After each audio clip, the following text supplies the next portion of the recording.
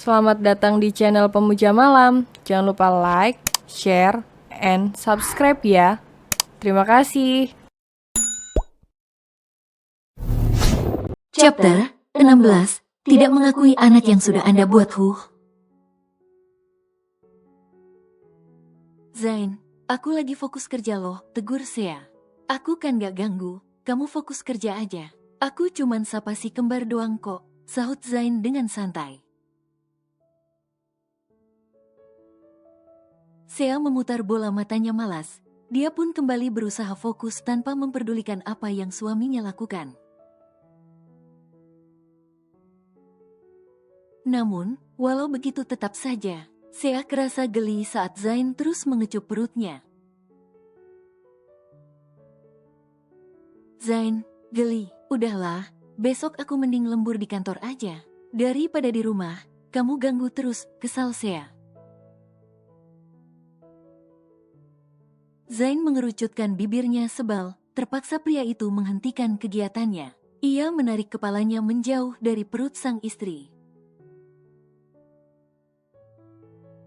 Sea kembali bisa bekerja dengan baik. Ia tak peduli dengan apa yang Zain lakukan setelah ini. Cuman cium aja gak boleh, dasar pelit, sindir Zain dan beranjak pergi dari kamar. Sea menaikkan bahunya acuh, ia tak peduli dengan perkataan suaminya. Karena pekerjaannya saat ini sangatlah penting saat ini. 1 jam kemudian, Sea telah menyelesaikan pekerjaannya. Wanita itu pun menutup laptopnya dan merenggangkan otot tubuhnya yang kaku. Setelah pekerjaannya selesai, barulah Sea mencari keberadaan suaminya yang pergi entah kemana. Rumah terlihat sepi, bahkan tak ada suara Kai dan juga Asril. Hanya ada suara Daisy yang asik berteleponan riang dengan teman sosialitanya. Tatapan Sea pun beralih menatap ke arah pintu taman yang terbuka. Wanita itu pun memutuskan untuk berjalan ke arahnya. Karena tak biasanya malam begini pintu itu terbuka. Benar saja, ia melihat keberadaan suaminya di sana. Namun anehnya, pria itu tengah bermain lilin. Kedua tangan Zain berusaha menghalangi lilin itu dari hembusan angin. Dengan heran, Sea melangkah mendekati suaminya. "Kamu ngapain?" tanya Sea mengejutkan Zain. Aku lagi." Tatapan Zain berpindah pada sosok bocah yang hanya mengenakan popoknya. Sea mengikuti arah yang suaminya itu pandang. Betapa terkejutnya ia saat melihat bocah yang sangat dirinya hafal. "Astaga," pekik Sea dengan tatapan tak percaya. Bagaimana tidak, Kai muncul dengan hanya memakai popoknya saja. Belum lagi uang yang ada di kedua tangannya. Ditambah, kedua matanya yang diwarnai hitam seperti panda. Ini kenapa suara Sea terhenti sejenak saat ia melihat Asril yang keluar dari tempat persembunyiannya. Sea tak bisa lagi berkata, kata saat melihat Asril yang menutupi tubuhnya dengan selimut dan hanya menyisakan wajahnya yang terlihat putih saja. "Mau ikutan gak? Mumpung lilinnya masih nyala," ujar Zain dengan senyuman tak bersalahnya. Sea menggelengkan kepalanya, ia menepuk keningnya dengan kuat. "Kainda maulah jadi tuyula lagi, dapetna cuman leceh doang. Tukelan abang, Kai jadi cetannya," ujar Kai seraya menyerahkan uang tumpukan 2.000 pada Zain. Udah, aku udah gak sanggup," liris Sea seraya menahan tawanya saat melihat tingkah ketiga pria berbeda usia itu. Apalagi, saat Zain dan kedua putranya memandangnya dengan ekspresi yang sama, membuat Sea tak sanggup menahan tawanya. Pagi ini, sebelum berangkat ke kampus, Zain mengelap motornya. Dia berhasil membujuk Sea agar dirinya bisa ke kampus dengan menyetir motornya. Pria itu merasa tak enak menjadi pusat perhatian karena memakai mobil. Jadi, dia ingin membawa motor agar tak menjadi pusat perhatian di kampusnya. Begitulah pikir pria tampan itu. Dedi, Kai belangkat baleng Dedi ya, pinta Kai dengan botol susu di pelukannya.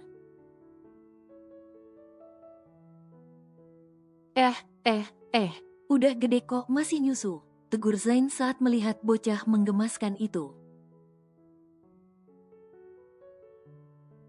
Kamu juga masih kok, sambung Sea yang mana membuat Zain membulatkan matanya melihat kedatangan istrinya itu. Zain berdiri, ia menatap Sea dengan tatapan tak terima. Tapi kan itu beda, pekik Zain dengan pipinya yang bersemu merah.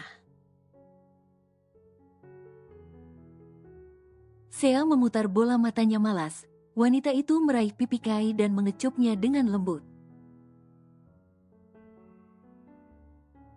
Momi antar abang sekolah, Kai jadi diantar Dedi kan? Kalau begitu, Momi duluan ham. Kai mengangguk cepat, ia melambaikan tangannya ke arah kepergian sang Momi. Setelah mobil istrinya berjalan menjauh, Zain kembali berjongkok. Ia lanjut mengelap motornya seraya mengomel kesal. Bisanya wanita itu membocorkan rahasianya di depan bocah polos seperti Kai yang belum mengerti tentang pembahasan mereka. Tuh, Dedi macih dot juga kata Momi, protes Kai. Beda, kamu kan dot buatan, punya Dedi asli, sahut Zain yang mana membuat Kai mengerjapkan matanya. Punya Kai, perkataan Kai terhenti saat melihat sebuah mobil terhenti di depannya. Sama halnya seperti Kai, Zain terlihat bingung dengan kedatangan mobil itu. Tak lama, pintu mobil terbuka, keluarlah seorang pria berkacamata hitam dari sana. Dan berjalan menghampiri Zain seraya mengaitkan kancing jasnya. Melihat pria yang sangat dirinya kenali, Zain beranjak berdiri. Raut wajahnya berubah dingin. Ia melempar sembarang lap motornya dan menatap angkuh pria itu. Ngapain lagi ke sini? Belum cukup pembahasan kita saat itu. Sudah saya katakan, saya tidak mau terlibat dalam keluarga Anda. Anggap saja saya meminjam darah Anda untuk hidup. Sebagai bayarannya, saya gak menuntut tanggung jawab Anda. Impas kan, sentak Zain dengan kesal. Kai memundurkan langkahnya, ia bersembunyi di balik kaki jenjang sang Dedi. Namun, tetap saja anak itu kepo. Ia hanya menyembulkan kepalanya seraya menyesap susunya dari botol. Tak lama, pria itu membuka kacamata hitamnya dan menatap Zain dengan dingin. Ayahku ingin bertemu denganmu, ujarnya yang tak lain adalah Lionel. Bukan urusan saya, ketus Zain. Kakekmu sedang sakit, dia memintaku untuk membawamu padanya, jelas Lionel tak kalah kesal. Apa urusannya dengan saya? Itu masalah Anda, bukan saya. Sudah sana, pulang, bikin rusak suasana hati orang aja. Heran, Zain meraih Kai dan mendudukkannya di atas motornya. Lalu, ia meraih helmnya dan memakainya.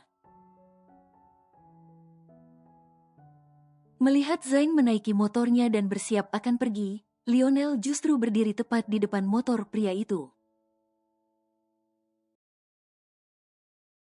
Zain tak peduli, ia tetap menyalakan motornya. Tatapan keduanya bertemu, seolah ada aliran listrik di antara mereka. Uncle minggil dulu. Ini motor, bukan pesawat yang bisa terbang, seru Kai yang mana membuat Lionel menatapnya sekilas. Kamu boleh membenciku sebagai ayahmu, tapi kakekmu tidak tahu apapun.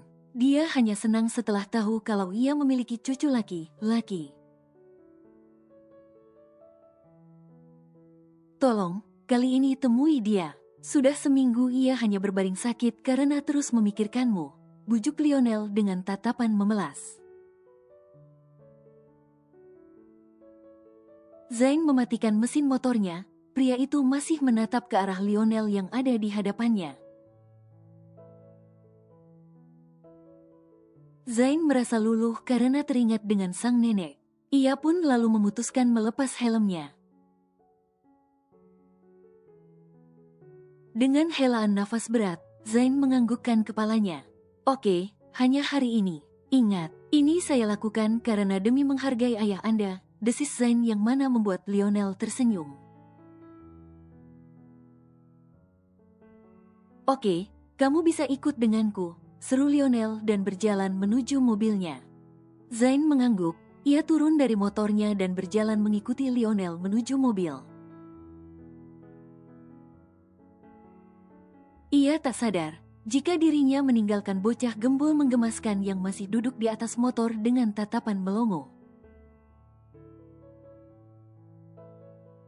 Benarkah dirinya ditinggal begitu saja? Apa tubuh gembulnya tidak terlihat oleh mata elang dedinya itu? Telus inai Kai gimana? Sudah kulelakan momi pelgai malah dai tinggal. Pekik Kai dengan raut wajahnya yang pias. Zain menepuk keningnya, ia melupakan putranya itu. Zain berbalik. Ia meraih Kai dalam gendongannya dan berjalan mendekati Lionel yang memandang Kai dengan tatapan heran. Apa Citu lihat, belum pernah lihat orang ganteng ya, ketus Kai yang mana membuat Lionel melotot tak percaya. Kita antar Kai sekolah dulu, pinta Zain dengan tatapan meringis. Mobil Lionel memasuki sebuah gerbang yang menjulang tinggi. Zain menatap takjub ke arah luar jendela mobil. Setelah mengantar Kai, Lionel membawa Zain ke kediaman Salvatore. Tak menyangka, jika ia akan memasuki wilayah keluarga Salvatore.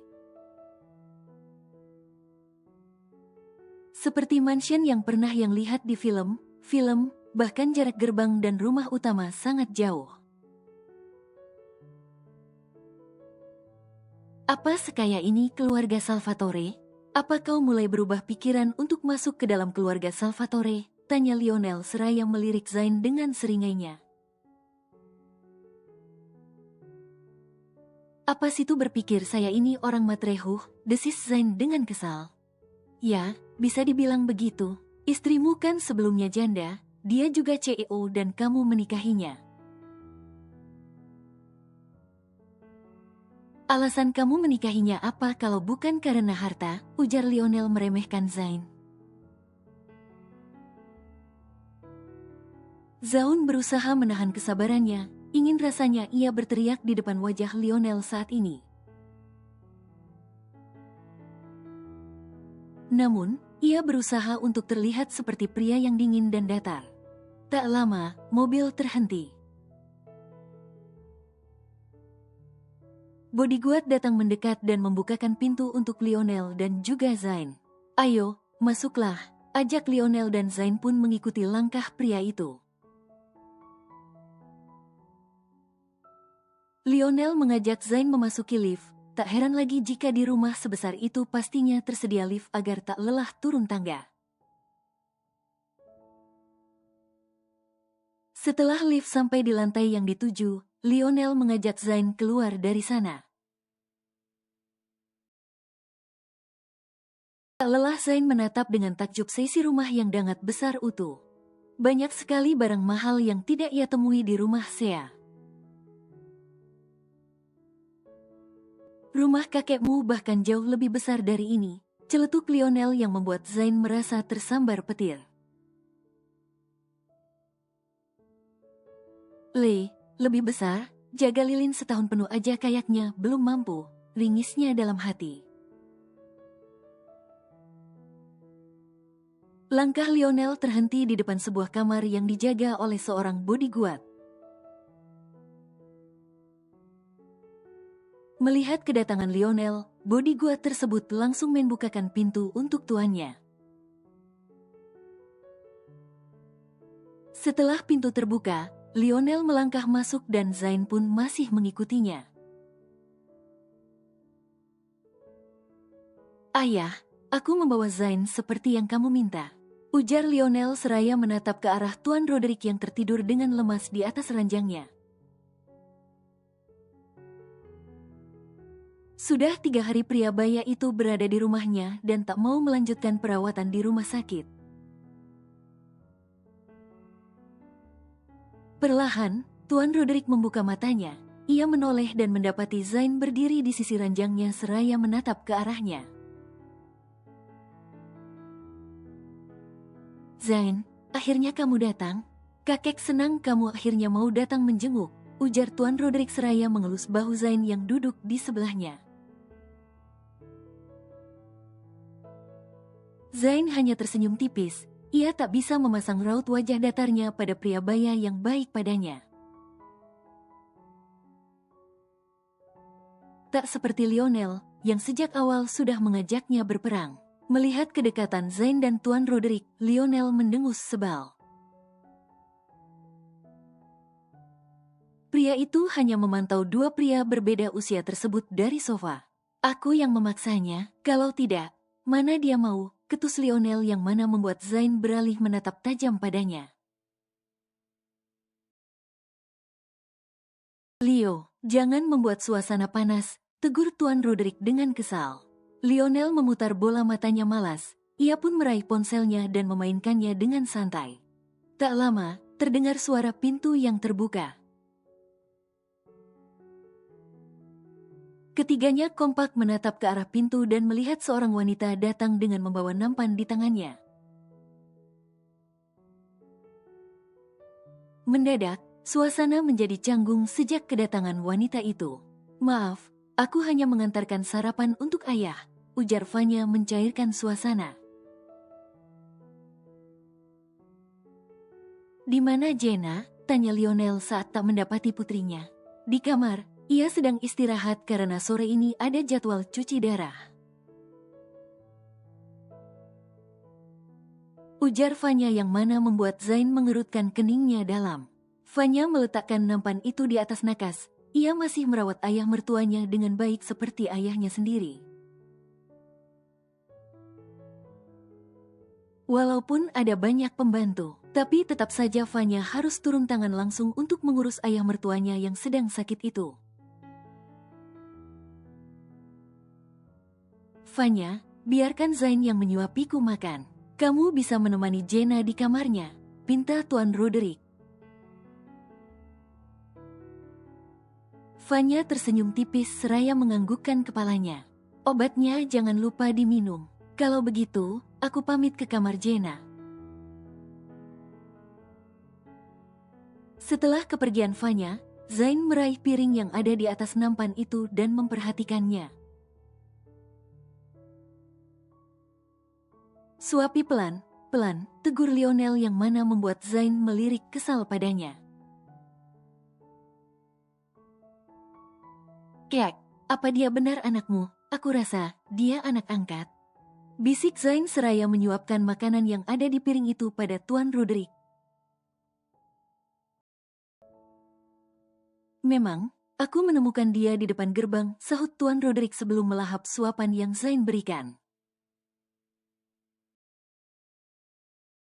"Pantas saja, kau lebih tampan darinya," bisik Zain yang membuat Tuan Roderick tertawa. Lionel menyipitkan matanya, ia tak mendengar apa yang Zain sedang ceritakan pada pria baya itu. Zain cukup santai sekarang, ia menyuapkan sarapan kakeknya hingga habis tak tersisa. Di saat momen seperti ini, Zain kembali teringat dengan neneknya. Dulu, ia selalu menyuapi neneknya makan di saat wanita baya itu sakit. Tapi sekarang, neneknya sudah bahagia di atas sana. "Kenapa?" tanya Tuan Roderick ketika melihat raut wajah Zain yang berubah murung. Tidak apa, aku akan membawa ini ke dapur." "Dapurnya di mana ya?" Zain mengalihkan pertanyaan yang kakeknya tanyakan. "Tidak usah, biar pembantu saja," larang Tuan Roderick. "Tidak apa, sekalian cuci tangan juga," ujar Zain dengan tersenyum manis. Tuan Roderick menghela nafas pelan. "Kamu sama seperti papamu, sangat keras kepala. Ya sudah, nanti keluar dari sini belok kiri, lurus terus. Nanti kamu akan langsung bertemu dengan dapur. Padahal, di kamar mandi ada wastafel," terangnya. Zain menganggukkan kepalanya, ia beranjak berdiri. Pria tampan itu akan membawa bekas makan milik Tuan Roderick ke dapur dengan sendirinya. Sebelum sampai ke pintu, Zain dan Lionel sempat adu tatap. Namun, Zain keburu memasang raut wajah meledek saat melewati pria itu. "Kau," pekik Lionel yang mengundang tatapan sang ayah. "Apa?" heran Tuan Roderick. "Ayah, dia meledekku," adu Lionel seraya menunjuk Zain yang melengoskan wajahnya. Tuan Roderick menggelengkan kepalanya, ia seharusnya tak kaget lagi melihat tingkah dua pria berbeda usia itu. Zain berjalan menuju dapur, ia sudah melihat dapur yang Tuan Roderick maksudkan. Dengan senyuman lebar, pria itu mempercepat langkahnya. Namun, senyumannya luntur saat melihat Vanya yang sedang membuat sesuatu. Zain pun refleks memperlambat jalannya hingga sampai ke wastafel. "Seharusnya biar Bibi saja yang ambil, kamu tidak perlu repot-repot," celetuk Vanya yang mana membuat Zain tersenyum kikuk. "Tak apa, aku sekalian cuci tangan juga," balas Zain dengan nada yang pelan. Setelah Zain mencuci tangannya, ia berniat ingin langsung kembali ke kamar Tuan Roderick untuk berpamitan pulang. Jujur saja, Zain merasa tak nyaman di sini. Apalagi saat melihat tatapan dingin Vanya padanya. Setiap apapun yang seseorang lakukan, pasti ada balasannya. Perkataan Vanya membuat Zain menghentikan langkahnya. Pria itu terdiam mematung seraya menatap ke arah lantai. "Bertahun-tahun, aku menjalani hidup dengan penuh rasa kecewa. Sudah banyak air mata yang aku keluarkan karena ibumu.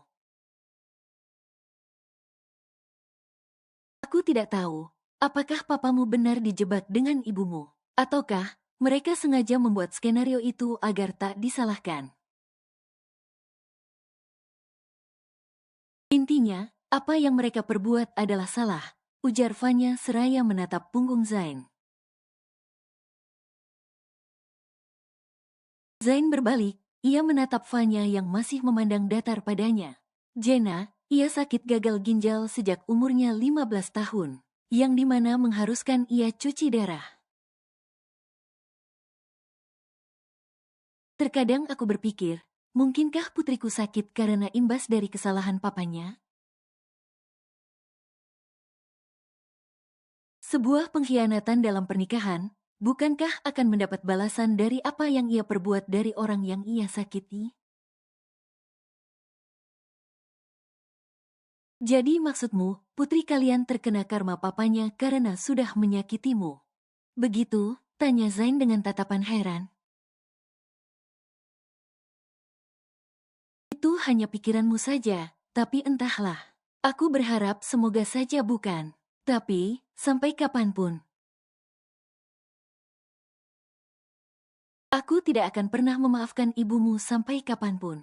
Aku berharap Dampak dari kesalahan yang ia lakukan tidak diwariskan oleh anak keturunannya. Ujar Fanya seraya menatap ke arah yang berbeda. Zain terdiam, ia menatap raut wajah penuh kecewa Fanya. Pria itu tahu bagaimana perasaan Fanya. Dia paham, wanita itu kecewa terhadap apa yang telah digariskan semesta padanya. Namun, ancaman wanita itu membuat Zain tak bisa membiarkannya. Apa yang harus aku lakukan untuk menebus kesalahan ibuku? Tanya Zain dengan tatapan lekat. Fanya mengangkat pandangannya. Ia menatap pria muda yang ada di hadapannya dengan senyuman tipis. Kamu dan ibumu tidak bisa mengembalikan waktu dan air mataku selama 22 tahun yang aku lalui. Sentak Fanya dengan mata berkaca-kaca. Aku akan melakukan apapun demi menebus kesalahan ibuku, ujar Zain kembali. Ia takut, sangat takut jika kesalahan ibunya ditanggung oleh anak-anaknya. Zain sangat yakin, harapan orang tersakiti selalu saja terjadi dan ia tak ingin anak-anaknya terimbas dari kisah hidupnya. Fanya menggeleng. Aku tidak akan melibatkanmu dalam kesalahan ibumu. Semoga kamu selalu bahagia dengan hidupmu. Fanya meraih secangkir teh yang ia buat dan berlalu pergi dari sana. Meninggalkan Zain yang menatapnya kepergiannya dengan tatapan nanar. Aku pamit pulang dulu. Zain merasa sudah lama ia berada di kediaman Lionel. Bahkan, ia sampai membolos kuliah hanya demi bertemu dengan kakeknya itu. Hampir malam, kamu sekalian menginap saja, ujar Tuan Roderick dengan tatapan lebar. Zain menggeleng. Enggak bisa kek, kasihan Sea. Dia sekarang lagi hamil, kalau Zain pulang malam takut kepikiran. Ujar Zain yang mana membuat Tuan Roderick terkejut. Istrimu lagi hamil? Berapa bulan? Seru Tuan Roderick dengan antusias. Zain tersenyum tipis. Mau masuk 3 bulan, kek, jawab Zain. Tuan Roderick membuka laci nakasnya, pria baya itu mengeluarkan sesuatu dari sana. Zain hanya menatap apa yang beliau lakukan dengan tatapan bingung. Tak lama dari itu, Tuan Roderick mengambil kartu dari dalam sebuah tas dan menyerahkannya pada Zain.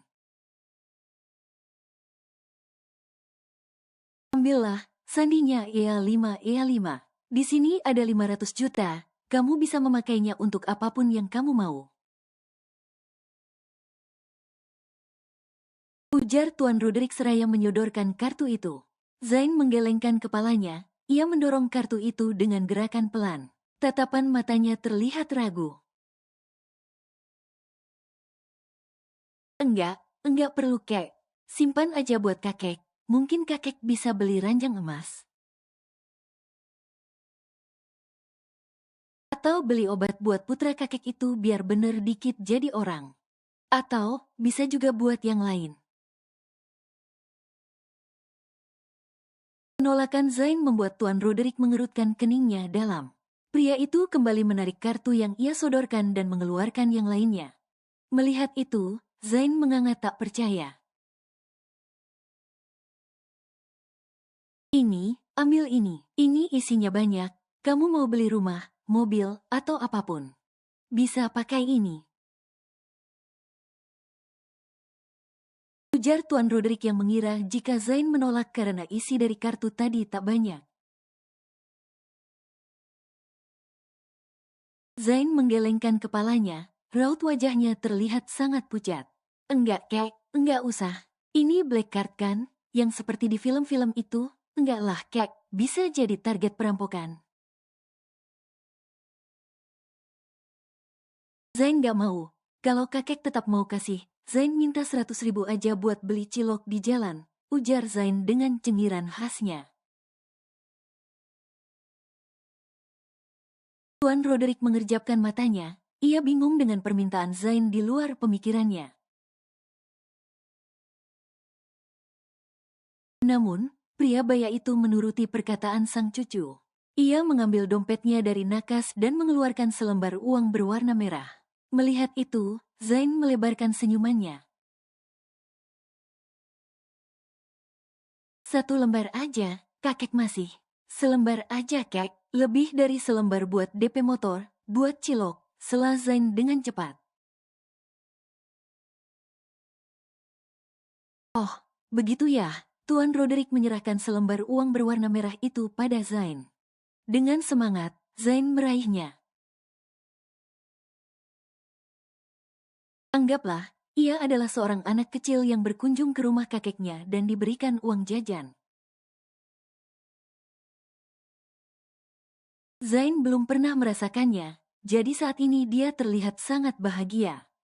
Kalau begitu, Zain pamit, kek. Zain memeluk sang kakek sebelum beranjak berdiri. Hati, minta antar supir kakek, ujar tua Roderick setelah pelukan mereka terlepas. "Gak usah, kek. Zain dijemput teman. Semoga kakek cepat sehat ya." Tuan Roderick mengangguk. Ia menatap tak rela kepergian Zain. Seharian ini Zain menemaninya di kamar, mengontrol dan menceritakan hal-hal random.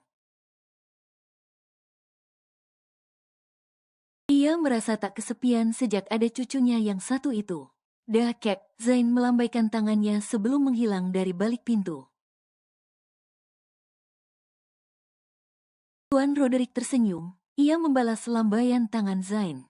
Setelah keluar dari lift, Zain berpapasan dengan Lionel yang sepertinya baru akan kembali ke kamar sang ayah. Namun, Zain tak menyapanya. Ia justru melengos dan menganggap Lionel tidak ada di hadapannya.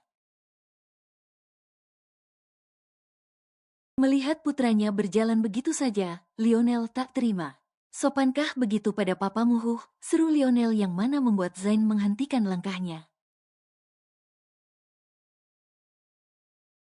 "Sopankah Anda tidak mengakui anak yang sudah Anda buat, Huh? Mau dihargai tapi tidak mau menghargai?" Desis Zain dan kembali melanjutkan langkahnya, meninggalkan Lionel yang melongo tak percaya menatap kepergian anak muda itu. "Dia sama sekali tidak sopan," desisnya dengan kesal. Zain akan melangkahkan kakinya keluar pintu utama. Tetapi langkahnya tiba terhenti saat melihat Jenna dan juga Vanya yang sepertinya juga akan keluar. Dengan ramah, Zain tersenyum pada kedua wanita berbeda usia itu. "Kakak mau pulang, kenapa tidak menginap aja?" tanya Jenna menyapa pria tampan itu. "Istriku sedang hamil, kasihan dia mengurus kedua anak kami sendiri," sahut Zain dengan cepat. Jenna membulatkan mulutnya, ia baru tahu jika kakak iparnya tengah hamil saat ini.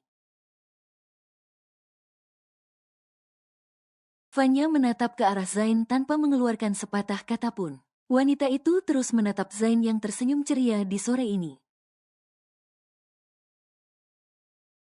"Kakak mau pulang, sekalian aja yuk. Jenna dan Mama mau ke rumah sakit," ajak Jenna. Sebelum Zain menjawab, tiba ketiganya dikejutkan dengan kedatangan seseorang dengan motor matiknya. Melihat itu, senyuman Zain merekah. Ia segera menghampiri pria yang tak lain adalah Ricky yang datang menjemputnya. "Cepet naik, gue udah rela ngaku tukang ojek biar diizinin masuk." "Gila, kayak mau masuk ke penjara aja penjaganya ketat banget." "Ini rumah apa sel tahanan? Pakai diperiksa segala," omel Ricky setelah melepas helmnya.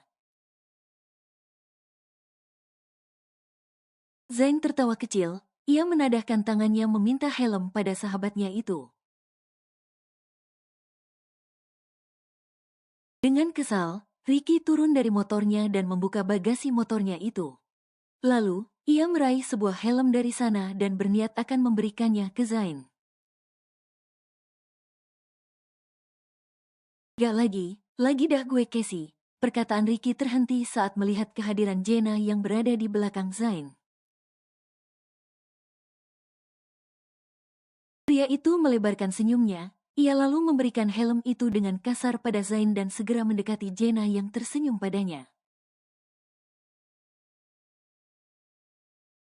Jenny, lama gak ketemu makin cantik aja, puji Ricky seraya menahan perasaannya yang berbunga-bunga. Jenna kak, bukan Jenny, tegur Jenna. Ya Jenny-nya kan panggilan sayang buat aku dari kamu, sahut Ricky seraya menutup mulutnya.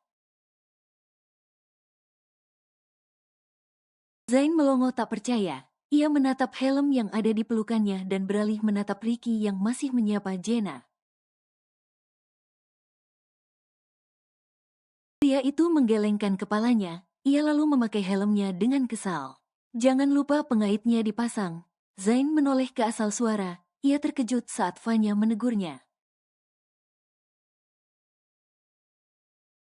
Bukan apa, jangan sampai kamu kenapa di jalan. Kasihan keluargamu yang menunggu kepulanganmu, lanjut Vanya. Zain tersenyum tipis, ia memasangkan pengait helmnya dengan cepat. Vanya tak mengatakan apapun lagi, wanita itu kembali menatap ke arah putrinya yang sibuk mengobrol dengan Ricky. Ayo Jenna, nanti keburu malam, titah Vanya. Iya ma, kak aku pergi dulu ya. Vanya melambaikan tangannya pada Zain dan kuga Ricky, sebelum akhirnya ia dan sang mama naik ke mobil. Dah, nanti malam kakak chat ya, seru Ricky seraya memegang ponselnya. Tampaknya, pria itu baru saja meminta nomor Jenna. Setelah mobil yang Jenna dan Vanya tumpangi pergi, Zain pun berbalik dan menarik lengan baju pria itu dengan kesal. Lo niat mau jemput gue apa mau deketin Jenna sih? Serunya dengan kesal. Ya duanya, rezeki di depan mata masa mau ditolak. Yang bener aja, rugi dong. BTW, gue ada gosip nih. Apaan? Sahut Zain dengan tatapan malasnya. Bos di kafe tempat kita kerja, ternyata punya istri simpanan. Beneran? Ayo cepet pulang. Kita cerita di rumah. Zain langsung menaiki motor dan menyalakannya dengan cepat. Ricky pun turut menaiki motornya dan membiarkan Zain menyetir. Keduanya lalu pergi dari kediaman Salvatore dengan motor matic yang Ricky punya. Tanpa Zain sadari, sejak tadi Lionel memantau kepergian pria itu dengan tatapan yang sulit diartikan. Sesampainya di rumah, Zain sudah ditunggu oleh Sea. Wanita itu segera menghampiri suaminya dengan perasaan yang cemas. Melihat Zain yang datang dengan senyuman mengembang, membuat sedikit rasa khawatir Sea mereda. Aku bawa cilok, Tara. Zain menunjukkan plastik cilok yang dirinya beli sebelum sampai ke rumah. Sea menggelengkan kepalanya, setiap hari ada aja tingkah suaminya yang membuatnya heran. Ayo masuk, ajak seraya menggandeng tangan Zain masuk ke dalam rumah. Gue gak disuruh masuk nih, petik Ricky yang merasa tertinggal. Masuk aja sih, rempong, balas Zain yang berjalan semakin menjauh. Ricky menghela nafas kesal, ia mencabut kunci motornya dan membuka helmnya. Saat ia akan menyusul Zain masuk ke dalam rumah, tiba dirinya melihat sosok bocah menggemaskan sedang bermain bersama kambingnya di halaman rumah. Penasaran, Ricky pun datang menghampirinya. Orang mah peliharanya kucing. Ini malah kambing, pantes mirip. Celetuk Ricky yang mana membuat Kai melunturkan senyumannya. Apa Cih? Cilik aja Uncle Ubul, Ubul ini loh. Bikin emoji aja, seru Kai dengan tatapan sinis. Kuit cucur, Om kan cuman bilang, pelihara tuh kucing, kambing mah buat digulai, dibalado, disemur. Bukan dipelihara, Ricky sepertinya ingin melihat kekesalan Kai saat ini. Apa Cih? Cilik aja, biarinlah. Dali pada citu, nda laku. Jomblo bucuk dakal. Kai meledek balik, ia lalu menggendong kambingnya dan membawanya pergi. Ayo Capi, kita macuk lumah aja, ujar Kai pada kambing kesayangannya. Ricky melongo tak percaya, ia seakan terkena culture shock karena sikap anak itu. Sangat berbanding terbalik dengan Asril yang jauh lebih ramah dan hangat. Sedangkan Kai selalu menatapnya sinis dan selalu berbicara padanya dengan kata-kata pedas. Udah mah hewannya kambing, namanya sapi. Si kue cucur ya, gak bisa diam. Gumam Ricky sebelum akhirnya ia memutuskan untuk masuk ke dalam rumah. Semuanya kini berkumpul di ruang keluarga, termasuk Daisy yang turut kumpul bersama para anak muda itu. Zain dan Ricky asik berbincang dengan serius dan juga heboh, membuat Daisy yang mendengarnya menjadi penasaran. Sedangkan Sea, ia sibuk memijat kepala Zain yang tertidur di pangkuannya. Terus dilabrak dong, seru Zain dengan mata membulat sempurna. Iya, istri sahnya datang langsung marah. Marah buat cari si pelakor, sahut Ricky tak kalah heboh. Seraya mulutnya tak berhenti mengupas kuaci yang menjadi teman ceritanya. Terus, pelakornya siapa? Yang pasti pelakornya bukan gue lah. Ricky tertawa keras, membuat Zain merubah ekspresinya menjadi datar. Bercanda, pelakornya gue gak kenal. Istri sahnya datang cuman buat berantakin keadaan kafe doang. Lo tahu, ternyata istri simpanannya umurnya lebih tua dari istri sah, lanjut Ricky. Oh ya, kenapa ya, Kobi? Bisa aja karena dipeletkan, memang bahaya. Kagak inget mati apa tuh perempuan pelet suami orang. Ricky dan Zain langsung menatap ke arah Daisy yang turut menyambung cerita mereka. Keduanya bahkan kompak memasang raut wajah penasaran. Emang zaman sekarang pelet masih mempan ya? Heran Ricky dengan kerutan keningnya yang semakin mengerut dalam. Jangan salah, masih banyak yang pakai begituan. Ih nyari mama kalau matinya gimana itu? Ricky dan Zain membulatkan mulut mereka, keduanya saling mengangguk dengan gerakan pelan. Tante tahu banget kayaknya kalau dia pakai pelet, tanya Ricky dengan penasaran. Ia tahu, Sea dapetin Zain kan juga pakai pelet, ujar Daisy yang mana membuat Zain dan Ricky kompak melotot ke arah Sea. Tentunya, Sea panik. Ia langsung melambaikan tangannya seraya menggelengkan tangannya. Zain mengangkat kepalanya dari pangkuan Sea. Ia menatap istrinya itu dengan tatapan lekat. Beneran sih? Tanya Zain. Enggak percaya sih, kalau Zain yang pakai gue baru percaya. Cetus Ricky yang mendapat lirikan tajam dari Zain. Mama apaan sih? Pelet apaan lagi? Zaman sekarang tuh modern. Kenapa pakai zaman purba begitu?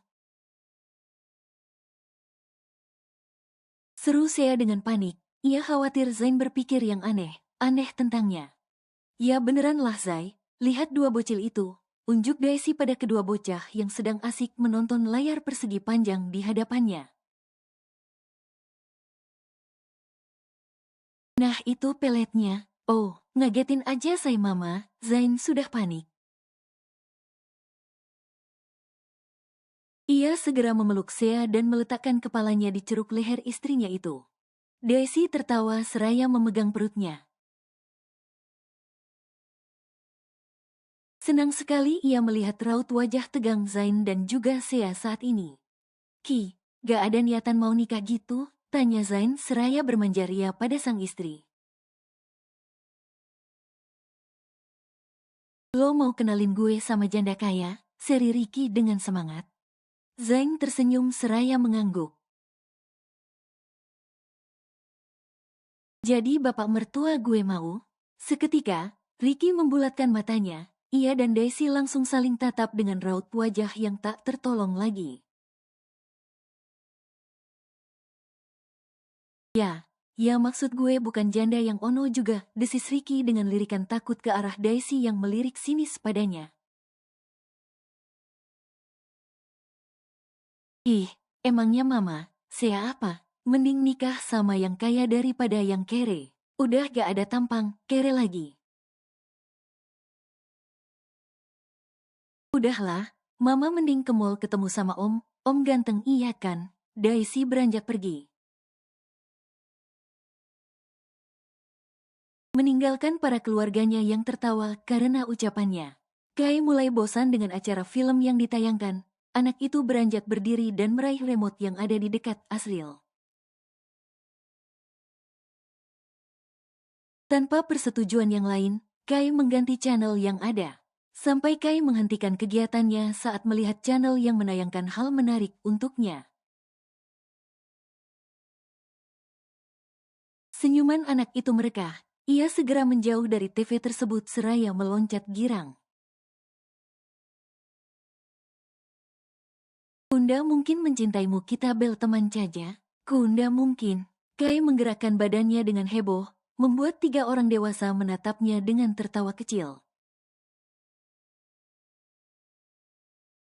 Asik juga nih bocah. Walau liriknya salah tapi gas ajalah, seru Ricky yang turut menghebohkan suasana. Aku emang suka pada dirimu. Asik, goyang Kai. Ricky bergabung bersama Kai. Ia menggoyangkan badannya dengan lihai. Tapi aku punya Kai Pool. Mendadak, Ricky menghentikan gerakannya. Begitupun Zain, Asriel dan Sea. Keduanya langsung melunturkan senyumannya. Berbeda dengan Kai yang masih asik bergoyang ria. Ricky berbalik. Ia menepuk keras paha Zain hingga membuat sahabatnya itu meringis kesakitan. Zain, selamatin anak lo itu oh, bukannya Jamilah kok malah Saipul.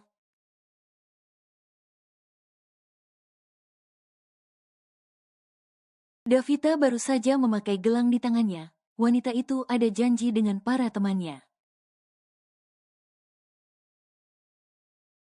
Tatapan matanya memandang kedua tangannya yang terhiaskan gelang cantik.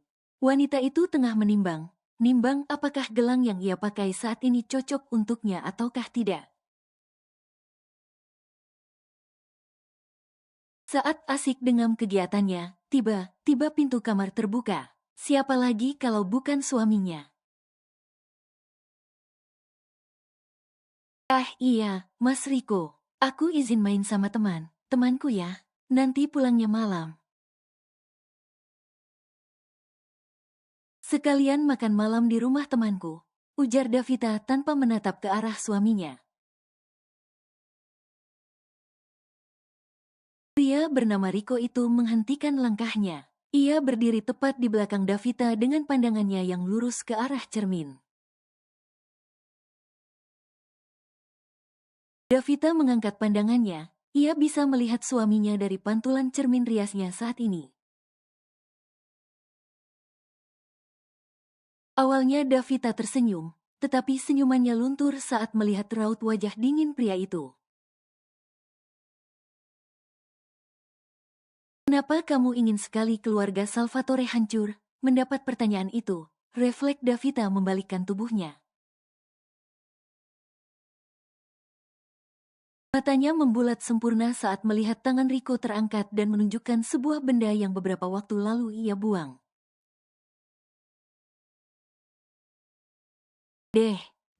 Kenapa bisa? Aku ikuti kamu saat ke pemakaman waktu itu, ujar Rico dengan tatapan datar. Davita menghela nafas pelan. Kembalikan, pinta Davita dengan tatapan serius. Rico menggelengkan kepalanya, ia menatap istrinya dengan tatapan dingin. Selama ini, Rico tidak ikut campur soal Areha. Memang istrinya pernah bercerita soal sahabatnya bernama Areha, hanya saja wanita itu sebatas menceritakan pengalaman bahagia mereka. Ia tidak tahu siapa itu Areha dan di mana dia sekarang. Jujur saja, Rico adalah orang cuek pada apapun itu. Aku sudah melihat isinya, dan akan kukirimkan pada Lionel, ujar Rico yang mana membuat Davita membulatkan matanya. Mas, kamu gak ada hak campurin urusan aku, sentak Davita dengan mata membulat sempurna. Kamu juga gak ada hak untuk hancurkan rumah tangga orang Vita. Apa alasan kamu melakukan itu, persoalan sahabatmu? Urusannya denganmu apa? Rico balik membentak Davita, urat di lehernya pun tercetak jelas. Mata Davita terlihat berkaca, tatapan matanya pun terlihat tajam. Kedua tangannya mengepal, menatap sang suami dengan emosi membara. Dirinya kembali teringat akan kesakitan yang sahabatnya alami. Sampai sekarang, Davita tetap membenci keluarga Lionel. Tentu saja menjadi urusanku, Areha adalah sahabatku, bahkan aku sudah menganggapnya sebagai saudara. Kamu tahu, setelah kejadian Lionel memperkosa Areha, dia hamil, sahabatku hamil di luar nikah, masa depannya hancur. Impiannya berantakan, hidupnya terasa mati, bahkan setelah warga di kampung tahu dia hamil di luar nikah. Setetes air mata Davita jatuh membasahi pipinya. Dengan jahatnya mereka mengusir Areha. Sahabatku korban, dia korban, tapi kenapa mereka semua jahat padanya? Semua ini gak akan terjadi kalau aku tidak meninggalkannya di pesta itu.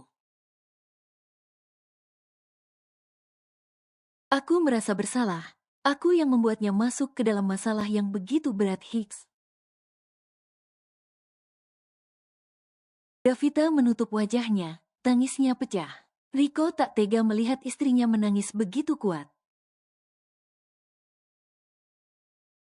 Pria itu pun menurunkan egonya dan memeluk sang istri guna menenangkan. Kamu tidak tahu bagaimana rasanya melihat orang yang sudah kamu anggap sebagai saudara justru dihina habis-habisan.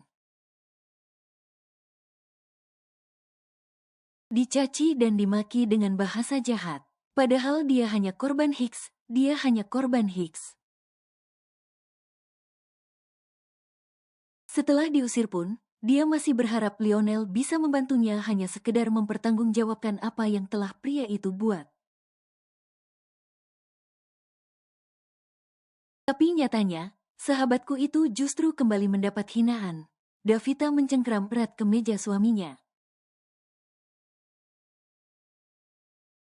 Davita melepas pelukan mereka, ia meraih kerah ke meja suaminya dan mencengkeramnya dengan kuat. Matanya sudah terlihat merah dan sedikit bengkak, ia menatap Rico dengan air mata yang terus mengalir membasahi pipinya.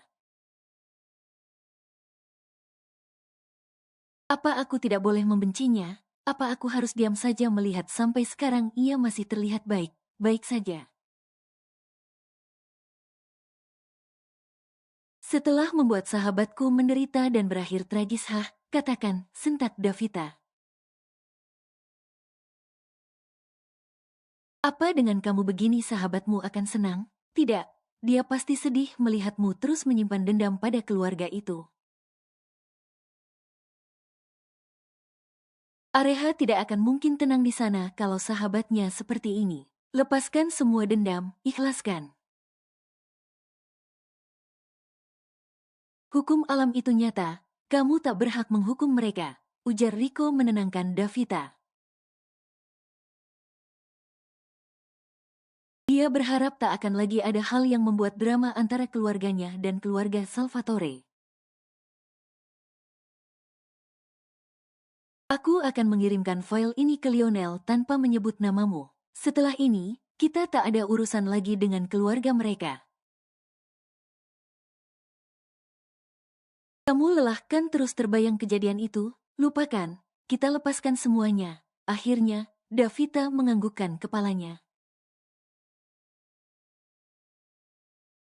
Melihat itu, Riko tersenyum. Ia tahu, istrinya sangat sayang pada sahabatnya. Karena itu, wanita tersebut melakukan semua ini. Lionel baru saja menyelesaikan pekerjaannya. Sejenak ia merenggangkan ototnya yang terasa kaku.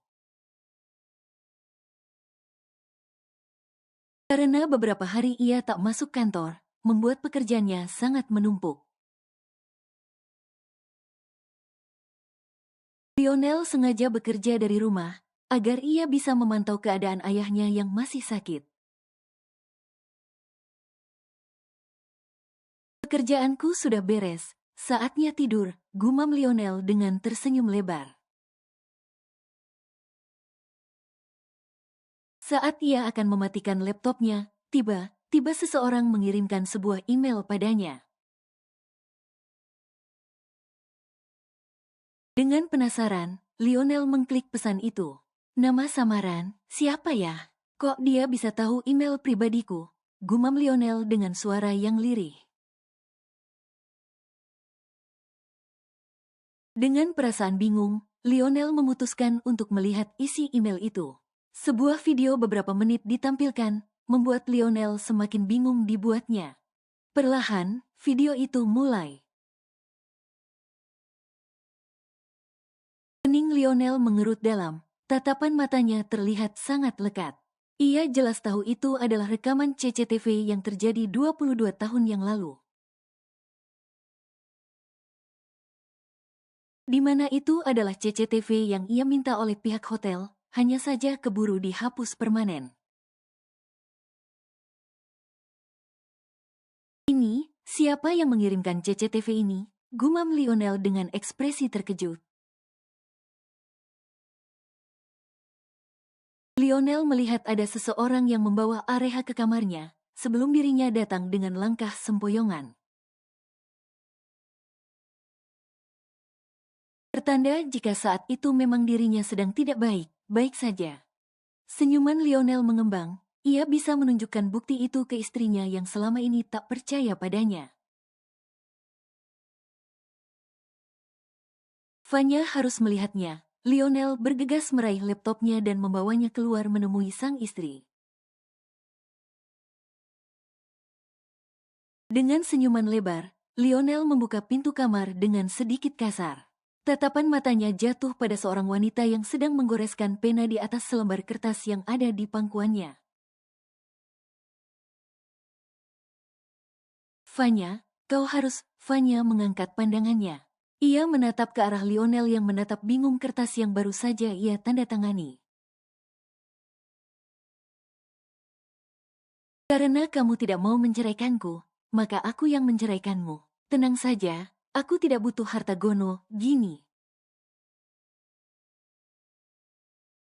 Yang aku inginkan hanya ketenangan. Aku pikir, waktu akan mengobati rasa sakitku. Ternyata, waktu pun tidak mampu mengobatinya.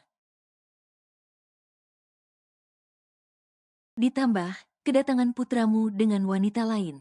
Aku belum bisa percaya katamu tentang dirimu yang dijebak bersama Areha. Jantung Lionel terasa berhenti berdetak. Pria itu memandang kosong ke arah Vanya yang menyerahkan kertas yang baru saja ia tanda tangani. Lionel tak pernah berpikir jika wanita itu berani mengajukan kertas cerai itu padanya. Oh ya, apa yang mau kamu sampaikan? Tanya Vanya dengan senyuman tipis di bibirnya. Lionel mencoba mengatur nafasnya, dadanya terasa sangat sakit. Namun, ia mencoba untuk terlihat baik saja. Dengan tangan gemetar, Lionel meraih kertas itu dan membacanya dengan mata berkaca-kaca. Ya sudah, aku akan menandatanganinya. Ini, pegang laptopku sebentar. Titah Lionel seraya menyerahkan laptopnya. Vanya menurut, ia meraih laptop milik Lionel meletakkannya di atas meja. Sedangkan, suaminya itu meraih pena yang ada di sakunya dan menandatangani lembar perceraian itu dengan tangannya yang bergetar hebat. Selama bertahun-tahun, sudah cukup aku menyiksa batinnya untuk tetap bertahan bersamaku. Sepertinya, rekaman CCTV itu juga tak berarti apapun untuknya. Batin Lionel menahan sakit di area dadanya. Setelah itu, Lionel kembali menyerahkan kertas perceraian itu pada Vanya. Kalau begitu, aku keluar dulu, pamit Lionel yang sudah tak bisa menampung air matanya. Vanya mengangguk, ia memasukkan lembar perceraian itu kembali ke dalam amplop coklat. Memang terasa berat.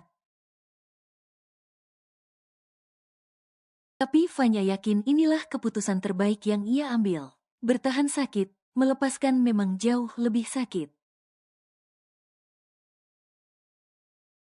Tapi setidaknya, ia bisa mengobati rasa sakitnya sendirian.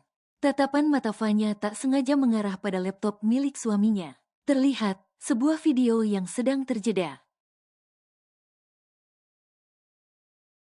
Mengingatkan Lionel akan memberitahukan sesuatu padanya, membuat Vanya penasaran tentang isi video itu. Dengan ragu, Vanya memencet tombol jeda yang mana membuat video itu kembali berjalan. Sedangkan Lionel, pria itu memilih untuk berenang di malam hari. Pikirannya kacau, hatinya sakit.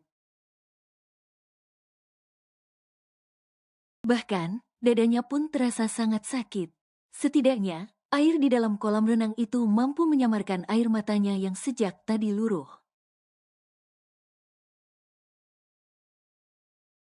Enggak cuman sedih cerainya. Sedih aja, abis ini jadi duda Hicks. Akan ada berita Lionel Salvatore kini menjabat sebagai duda tampan kaya raya Hicks, bukan aku yang mau.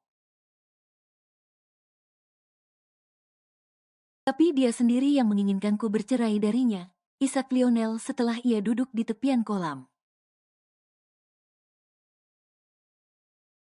Dirinya sudah lelah berenang ke sana, kemari menghabiskan tenaganya. Mas, Lionel mengerjapkan matanya, tiba-tiba air matanya berhenti turun.